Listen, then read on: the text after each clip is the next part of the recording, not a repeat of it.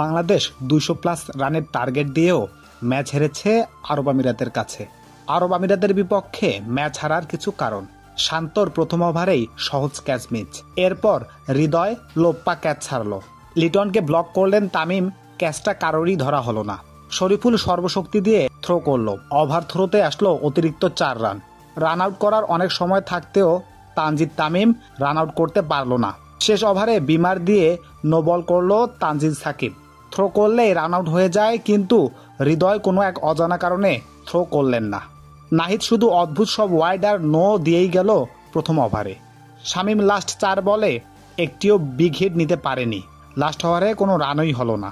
খেলাটা আরব আমিরাতের বিপক্ষেই বলে মনটা আরও বেশি খুঁতখুত করছে, কিন্তু একটা ম্যাচে এতগুলো ভুল হলে টি-20 ম্যাচে কামব্যাক করা সত্যিই কঠিন।